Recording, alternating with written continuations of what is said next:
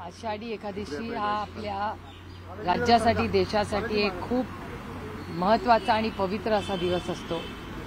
वारी आज पंढरपूरला पोचते आणि माऊली माऊली म्हणत तो शेतकरी पेरण्या करून जो जातो तो फक्त त्या कळसाचं दर्शन करून परत माघारी येतो। त्यामुळे आपल्या संस्कृतीचा एक खूप महत्त्वाचा हा भाग आहे आणि पांडुरंगाच्या चरणी तो एक वंदन करतो, नमस्कार करतो, नतमस्तक होतो आणि पुढचं वर्ष चांगलं आनंदी आणि समाधानी जावं याच्यासाठी प्रार्थना करून तो परत माघारी येतो। ताई, आज पिंपरी चिंचवडच्या अनेक पदाधिकाऱ्यांचा खरं तर पक्षात प्रवेश होतोय। अजितदादांचे नगरसेवक आहेत 20 पेक्षा अधिक, शहराध्यक्ष आहेत ज्यांनी काल राजीनामा दिलाय। इनकमिंग सुरू झाली पक्षात असं म्हणायचं? मला असं वाटतं पक्षामध्ये अनेक अनुभव प्रत्येकाला येत असतात आणि आम्ही अनेक वर्ष विकास आणि आमची वैचारिक बैठक याच्यात कधीच गल्लत केली नाही। आमची एक वैचारिक बैठक आहे आणि विकासासाठी गेले 60 वर्ष सातत्याने आदरणीय पवारसाहेब महाराष्ट्राच्या आणि देशाच्या राजकारणात कार्यरत आहेत आणि त्यांच्या नेतृत्वावर फक्त आमचाही विश्वास तर आहेच, सामान्य मायबाप जनतेने तर साथ दिलीच आहे, आशीर्वाद दिलेला आहे, पण काही विरोधकही आज आदरणीय पवार साहेबांकडेच अपेक्षेने बघतात। याच्यातच सगळ्या प्रश्नांची उत्तर जावई आलेत पण सासरेबुवा अजून टाळाटाळ करतात लांडे। काय नसतं, प्रत्येकाचे प्रश्न असतात, प्रत्येकाचा ही लोकशाही आहे, प्रत्येकाने काय निर्णय घ्यायचा तो त्याचा वैयक्तिक प्रश्न। दुसरं असं पूजा खेडकर प्रकरणात त्यांनी काल सस्पेन्शन झालं, तिकडे बोलवलं सगळं झालं, पण काल त्यांनी वाशिम पोलिसांकडे कलेक्टर विरोधात तक्रार दाखल केलेली छळवणुकीची।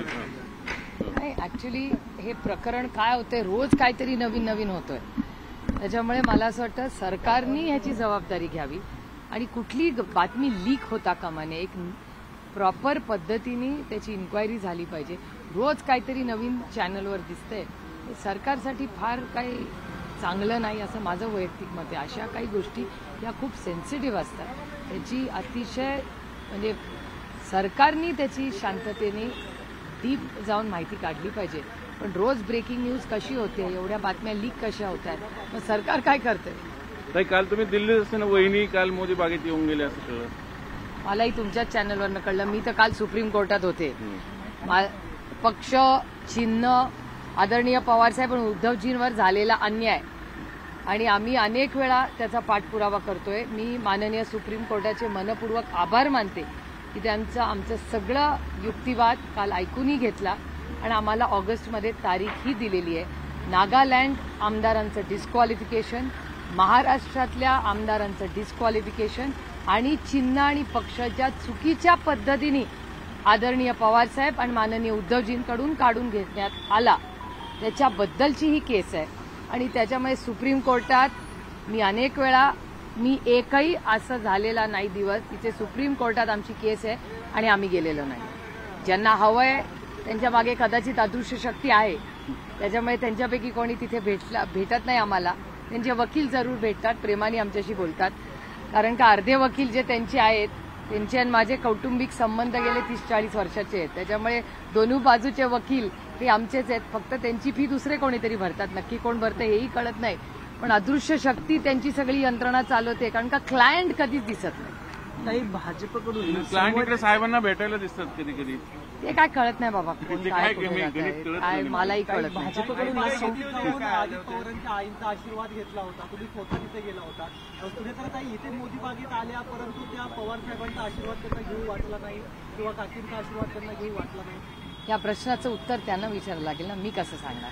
आशा काकी माझ्या काकी आहे आणि मला कौटुंबिक नाती ही खूप महत्वाची आयुष्यात वाटतात आणि शेवटी आयुष्यात नातीच महत्वाची असतात।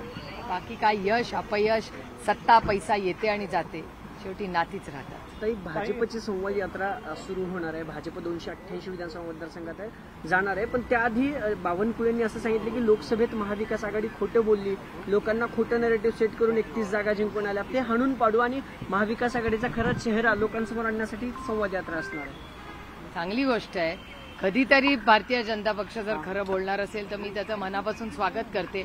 माझे 3-4च प्रश्नाचं उत्तर त्यांनी द्यावं की भारतीय जनता पक्षाने भ्रष्टाचारावर त्यांचं काय लाईन आहे याच्याबद्दल पारदर्शकपणे खरं सांगावं.